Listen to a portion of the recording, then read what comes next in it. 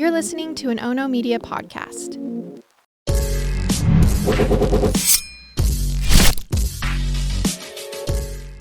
Good morning, and thanks for joining me for Rise in Crime, your morning caffeine hit all about crime. I'm Mama Jules, and we have a conclusion to the Evelyn Boswell trial out of Tennessee. We've got a couple of cases today with mothers harming their children. These stories are heavy, and I just wanted you to be prepared for what's coming. Now with Megan, she's been accused of killing her 13-month-old daughter Evelyn back in 2020 in Blountville, Tennessee. And let's just dive right in. We'll start from the beginning of Evelyn going missing on February 19th of 2020. Do you ever just kind of take a moment and look back over the last 5 years? February of 2020 was the still breathing moments for the United States and, quite frankly, the world. This all before everything shut down for the pandemic. These were the moments where law enforcement would issue an Amber Alert for a missing 13-month-old named Evelyn. And all their tried and tested investigative procedures weren't being challenged by a new normal from the pandemic. Now, when Evelyn's grandfather called and reported her missing, authorities were bothered. I mean, that happened right off the bat. Family members were saying they hadn't seen the child since December. That was nearly 2 months prior. And Megan, or Maggie, as some of them call her, so you might see that name reported. I just wanted you to know the difference here. Megan's mother instincts, well, they weren't really mothering. She was speaking with law enforcement, and she had said that her child was last seen wearing a pink jogger set with pink shoes and a pink bow. A story that was very tidy and fairy tale-like, but that wasn't matching what others were saying. Law enforcement were also talking with Ethan Perry, the maybe father of Evelyn. The Tennessee Bureau of Investigation, through their evidence gathering and the interviews with Megan and her ever-changing stories, well, they had determined they needed to track down a gray BMW. They believed the occupants of that BMW held valuable information about Evelyn's disappearance. 2 days after she was reported missing, and after the TBI asked for the public's help in locating the BMW, authorities tracked the car in Wilkes County, North Carolina. Inside were Evelyn's grandmother, Angela Boswell, and Angela's boyfriend, William McLeod. Now, if Megan's mothering instincts weren't mothering, Angela's grandmother instincts, well, they're not grandmothering either. Authorities held the two on charges, auto theft being the primary charge, and detectives put their heads down and just kept tracking the evidence, working on the assumption that despite the delay in reporting her missing, they believed Evelyn could be alive. The community was sharing her photos. They were holding searches and rallies. 3 lawmakers in the Tennessee state capitol quickly proposed legislation to increase penalties for parents or guardians who delay reporting missing children. So why would they do this? Well, they're working their options here. If they can threaten the mom, Megan, or the grandma, Angela, or even the grandfather, Tommy, who finally reported Evelyn missing, then maybe they have a better chance of finding the child. So within days of her reported disappearance, Angela is behind bars on auto theft. Then 6 days after Evelyn was reported missing, Megan's arrested on 1 count of false reporting. Okay, remember how she isn't mothering? Well, police believe she had lied about her child's welfare, and they jailed her with a bail set for $25,000. Megan never made bail. So what was the false report that she had made? Well, when she was questioned about Evelyn's disappearance, she told authorities that Evelyn was with her alleged father, Ethan. She said she was supposed to meet Ethan to take Evelyn back to her home in mid-February. But here's the problem. Ethan was on active duty in the U.S. Army in Louisiana. He was nowhere near Tennessee, and no one had seen Evelyn with him. Megan then changed her story and said that Evelyn actually wasn't with Ethan.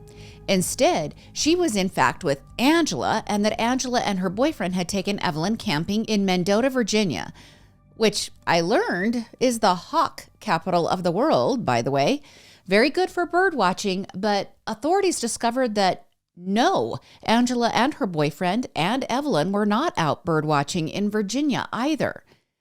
Now, based off what was initially called tip line information, investigators searched a mobile home that had been owned by the Boswell family. That search on the last day of the month in February of 2020 yielded bags of evidence, but there was no Evelyn. Then another supposed tip line lead led authorities to search another family property in Blountville. During that search on March 6th, investigators found the remains of little Evelyn.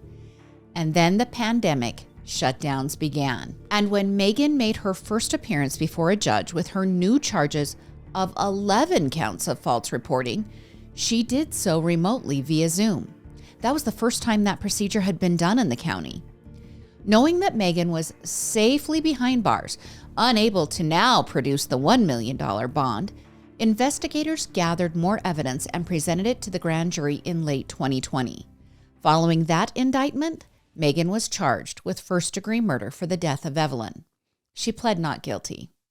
During the next 4 years, Megan's attorney quit. And then Megan was appointed a new attorney, which, between that and the pandemic, pushed the murder trial back even further. Originally scheduled for 2022, then rescheduled to 2023, the trial eventually started this year on February 3rd. Now, the explosive trial began with 4 former investigators detailing the false statements offered by Megan each time she was asked about Evelyn. They testified that she would point fingers. First, it was her mother who had Evelyn. Then it was Ethan. And then Ethan also testified he wasn't even the child's father.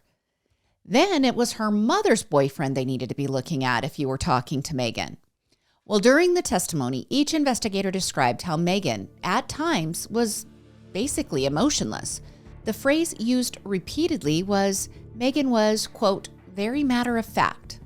One investigator said the only time she cried was when she was told she was being charged with false reporting. Those investigators testified that Megan, when interviewed, said her child was healthy. There were no breathing problems, no obvious concerns for an unexpected death. Investigators also testified that they had uncovered an apartment rental application that had been filled out by Megan in January of that year. Okay, remember, Evelyn hasn't been reported missing when Megan fills out this application. Megan had told investigators that she indicated on the application that 3 people would be living in the apartment. When asked who the 3 people were, she said herself, her new boyfriend, and her unborn child. She told investigators she did not want Evelyn living with her and had asked her family to take her. Now, during this testimony from all of the detectives, it was revealed that the tip about Evelyn possibly being on the family property, well, that tip was actually provided by Evelyn's grandpa. He had told investigators it would be, quote, valuable to search the shed in the back of the property. When they began searching the shed, they discovered an old playhouse behind the shed. Inside the playhouse was a trash can. Inside the trash can was Evelyn's tiny, blonde-haired, blue-eyed body. Evelyn was covered in bugs. Debris like leaves clung to her body. Her head was wrapped in aluminum foil. It was later determined she had been smothered, dying from asphyxiation. And on the foil, a fingerprint belonging to Megan Boswell. Around the shed and playhouse were a soiled and stained baby swing. There were dirty baby clothes. There was a stained baby blanket and clean and dirty diapers. After revealing to the jury how Evelyn had been found in that trash can, the prosecution then painted the picture of Evelyn's 13 months of life, with witnesses testifying to the unsanitary and neglectful behavior by Megan. One such witness said that he had cleaned the trailer that was searched by police when they were looking for Evelyn. He said that trailer, once Megan had moved out, was filthy, nearly uninhabitable. Evelyn's pediatrician testified that she never saw Megan or Evelyn after Evelyn's 10-month-old checkup for kind of having a cold or a virus or something, even though Evelyn should have been scheduled for a 1-year checkup. Now, 2 of Megan's friends said Evelyn was often in heavily soiled diapers. They also said she would ride around in the car unrestrained, no car seat. And one friend testified she had asked Megan for weeks where Evelyn was, and like her statements to the police, those stories varied. Sometimes she was with Ethan, sometimes Grandma, Sometimes she was camping. One friend said Evelyn was so dirty she could smell her from across the room. Another witness testified that Megan would refer to her child as mean as F, and that when Megan gave a press conference following the reported disappearance, that Megan was more rehearsed and not really acting like herself in that press conference. Well, evidence was then submitted that during police interviews, Megan had stated that her mother had kidnapped Evelyn and that she had not seen her daughter since December 26th. Now, I've just got to stop here after I've told you all of this. Is anyone else getting Casey Anthony vibes from Megan's police interviews, or is it just me? Now, after detailing the lack of parenting by Megan, the prosecution focused on the 2 months where people repeatedly warned of Evelyn being absent from Megan's life. Witnesses said Megan was now preoccupied with her new boyfriend, the one she wanted to get that apartment with. And they testified she would be at her workplace. It was a chicken shack. Well, she would show up early in the morning hours just to see her new boyfriend. But that made employees wonder, where was Evelyn? Who's with Evelyn early in the morning? And Facebook messages between Ethan, who was at that point kind of functioning like Evelyn's dad, well, those messages show him asking to see Evelyn around Christmas time. Ethan was in Tennessee for a little more than a week before he returned to Louisiana for the Army. Now, in those Facebook messages, Ethan is told multiple times by Megan that he can't see Evelyn because she has the flu. And then Megan's new boyfriend's dad, all right, did you get that? The dad of her new boyfriend she's obsessed with, the one she wanted to get the apartment with, and then one she's going to the chicken shack to see. Well, that dad testified that for the 2 months-ish, late December to mid-February, that he would see the new boyfriend or his son and Megan. Well, they were together nonstop, but there was no Evelyn every time he saw them. And when it came time for Megan's defense team to call witnesses, well, that list was empty. Megan herself said she would not testify, even though in previous interviews with investigators, she had said she accidentally smothered her daughter while co-sleeping. She chose not to offer up that defense by testifying, and the boyfriend, the one she was obsessive about, well, he couldn't testify either because he's in long-term care, that for his mental health, and they're claiming that that mental health deteriorated based upon this investigation in this trial. Now, during the closing arguments, the defense did present the co-sleeping theory. They told jurors that Megan wasn't very smart and that after she smothered her child, her new boyfriend disposed of Evelyn's body using the tinfoil. Her attorney claimed she was a liar, but she's not a murderer, and that she hid the death because it was her way of coping. He then told the jury to not judge the way people cope with loss. All in all, Megan faced 19 charges in Evelyn's death, and after 4.5 hours of deliberation, she was found guilty on all 19 charges. There were 3 slightly varying first-degree murder charges, then 2 child neglect charges, 11 counts of false reporting, abuse of a corpse, tampering with evidence, and then the last one, which was failure to report a death. In Tennessee, they immediately move into the sentencing portion of the trial.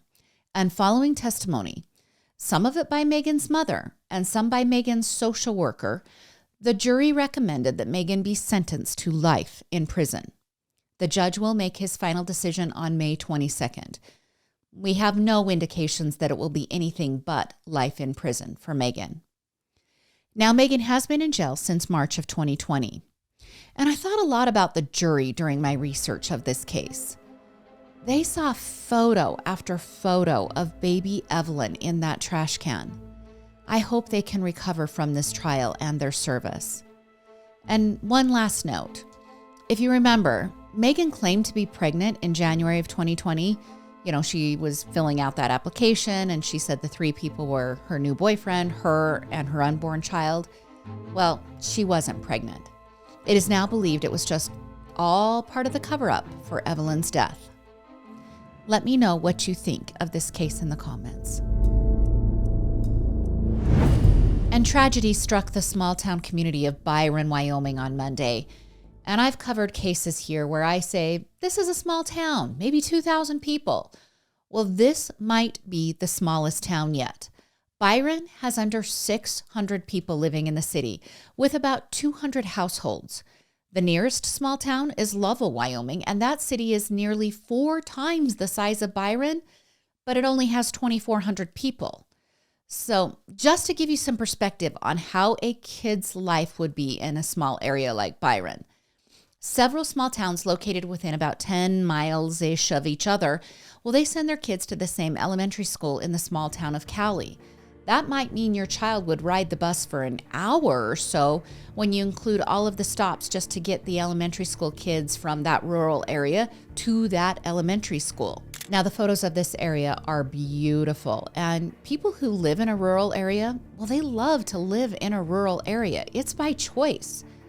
But when a mother tries to kill her 4 children, the community, the churches, the schools, it permanently alters their worlds. Monday, the people of Byron were altered forever. Tranielle Harshman and her husband Cliff Harshman were raising their 2 daughters, ages 2 and 3. They were also raising Tranielle's first 2 children, ages 7 and 9. 4 young girls, and Tranielle is shouldering most of the child rearing since her husband Cliff works out of town often. The father of Tranielle's 2 oldest children, well, his name's Quinn Blackmere. And Quinn and Cliff, the father of the 2 youngest, they're not really buddies. Blending families is tough, and the 2 really haven't always seen eye to eye. Custody had long been fought over. Now, Cliff says he had seen signs of emotional distress in Tranielle. He told the Cowboy State Daily that he especially saw her struggling with postpartum depression following the close births of those 2 youngest girls. He said Tranielle was working through medical professionals, this to tackle the extended bouts of depression. But he also said he could have never imagined that he would be called away from work in Southern California with the news that his wife had murdered his 2 children. A week ago today, Tranielle called 911 in the early afternoon. She told the dispatcher that she had shot her 4 daughters and that she believed that all 4 had died from the gunshot wounds to their heads. Tranielle instructed the 911 operator that when law enforcement arrived, they would find the 2 youngest children upstairs in their cribs, and that the 2 older girls would be found in their shared bedroom on the main floor. She then told the dispatcher that she was disconnecting the call because she was going to shoot herself, and that she would be found in the upstairs bedroom she shared with Cliff. The dispatcher pleaded with her to stay on the line, to just wait until officers arrived at the home. But Tranielle told her it was too late, and the call was ended. It took just minutes, but when officers arrived and entered the home, they found the scene exactly like Tranielle had described. The 2-year-old and 3-year-old were shot in the head in their cribs. The 3-year-old had been killed, but the 2-year-old was clinging to life. They then found a similar scene in the shared bedroom of the older girls. The 9-year-old had been killed, and the 7-year-old was clinging to life. Both of them had been shot in the head. The 32-year-old mother was also showing some signs of life, and first responders were scrambling to administer life-saving care to the mother and to the 2-year-old and to the 7-year-old while they waited for ambulances. But in that brief time, the 2-year-old succumbed to her head wound and died. The 7-year-old, who we now know to be named Olivia, was rushed to a small community hospital. Then she was life-flighted to Cody, Wyoming, and then eventually flown to Salt Lake City, Utah for the most advanced care possible. Her mother was transported to the hospital and then flown to Montana to receive her needed care. However, she died on Tuesday from the self-inflicted gunshot wound. Now, the geographical complexities here. Cliff did arrive in Montana from California to say goodbye to his comatose wife before she died, and he is now returned to Wyoming to begin planning funerals for his entire family, Tranielle, and a 2-year-old named Jordan, and a 3-year-old named Brooke. And then Quinn, remember that's Olivia's dad, the 7-year-old. Well, he's asking the community to pray for a miracle for his daughter while he mourns the loss of his older daughter, Braylee. Quinn is remarried, and he and his wife, Cakes, have a 1-year-old son. At the time of this recording, Olivia has been heavily medicated in hopes that her brain swelling will reduce. Her stepmother posted on social media in a very positive and warm update that surgery really isn't an option right now and that all they can do is pray for the medications to be effective. Quinn did tell the Cowboy State Daily that despite their previous beefs, Cliff has checked on Olivia daily and has tried to provide any sort of support that he can in working through logistics back in Wyoming. As a point of note in this story, 2 GoFundMe accounts have been established. I just wanted to tell you because sometimes it's a little weird when you see multiple GoFundMes and you're not sure which one is the right one. I'll make sure that I highlight those accounts in the Instagram post for this episode. And the community is rallying. Cliff has been staying in a local motel free of charge while the horrific task of cleaning the home continued throughout the week. That's something we never really talk about here. And maybe I'll do a deeper dive on that someday. That crime scene cleanup and what it is like for families to return to their homes. Well, Cliff has also had clothes and toiletries donated since he's really had no access to his house since the tragedy. And then there's one last sweet note. A therapy dog has been stationed at the elementary school where the 2 older girls attended. The counselor said the entire staff is working to help the classmates understand the tragedy and also allow them to feel angry or maybe a little bit guilty or distraught. Whatever feelings they have, they're letting them feel them and they're having dog therapy help through that. I'm sending all the good vibes we can to Olivia and her loved ones, all in hopes that she can recover from her wound and that her family can heal slowly along with her. I exchanged DMs with a dear friend of Quinn and Cake's. After discussing the case, we both agreed that those left to pick up the pieces of Tranielle's destruction can rely on God to endure this nightmare. I just want to tell you this story. I got a bad review once because they said I mentioned God too much in this podcast. And I thought, why would I ever discount the feelings of the victims? They are the ones who mention God so much, and they matter the most here. So I'm never going to apologize for expressing what the victims say in their time of pain. Now, following those 2 stories, we need a happy ending, a crime story where the bad players don't win. And I found one. But even better than the bad guys getting caught, we have a smart pooch who helped foil the thieves' plans. It all happened in Norfolk, Virginia, back in July of 2023. That's when 41-year-old James Davis Kennedy and his unidentified crime cohort, well, they chose the wrong homeowner to burglarize. The unidentified accomplice, wearing a hard hat, knocked on the door of the homeowner and told the victim he needed to check the house for a gas leak. The hard hat criminal told the homeowner to walk through the house and open the back door so that his fellow employee and gas leak repairer could come in. When the homeowner did open the door, James busted through that door with a gun in his hand and told the homeowner to lie on the floor. But it got a little rough for the bandits when the 4-legged friend wasn't down for the thieves' games and began growling and barking and causing all sorts of a ruckus. The homeowner saw his opening to safety, and he told James and his buddy that they could take whatever they wanted. He just needed to get man's best friend outside before someone got hurt. When he exited the house through the back door with the dog, he ran around front, and he saw that the not-so-smart thieves had left their car running at the curb in front of the home. And so he hopped inside and drove away in the bandits' getaway car. Now, once safely away from the home, he called police. And back at the home, a roommate of the homeowner was awakened, and he ran after the robbers who had fled the home with thousands of dollars in stolen cash and some other valuables. But guess who left his ID and cell phone in the getaway car? Yep, James Kennedy did. And guess who left a gun in the homeowner's living room? Yeah, James Kennedy did that as well. Now, the getaway car was registered to one of James' relatives, and when police showed up at the relative's home, James was arrested. This, however, wasn't his first brush with the law, so the felon shouldn't have had a gun with him.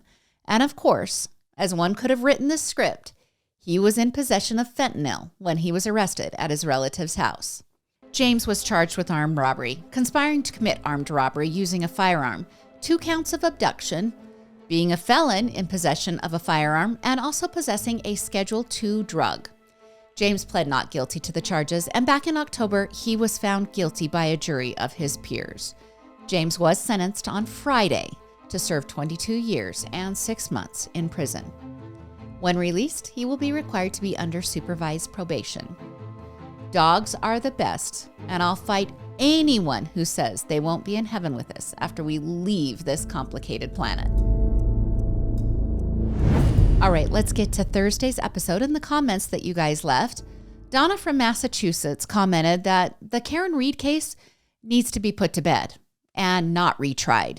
And Lacey said the whole country is divided over Karen Reed's guilt or innocence, not just the people of Boston. And then I wanted to clarify something on the case of the Missouri woman who drove drunk and then crashed her car, killing her 3 friends and then nearly killing her other friend. When I reported she was drunk and high on hemp, I was reporting exactly as the source material defined it. There wasn't evidence produced at trial in this case. And I actually searched for her blood alcohol level. How drunk was she? That hasn't been made public, at least in the nearly dozen news sources I scoured. And I even checked with ChatGPT, and that was no help either in answering that question. So when I said high on hemp, that is the wording in the source material. And then to Samantha and Mrs. Hughes and Yang and Jocelyn and all the others who commented with congratulations on my new grandson, thank you. And a big thanks to Milk.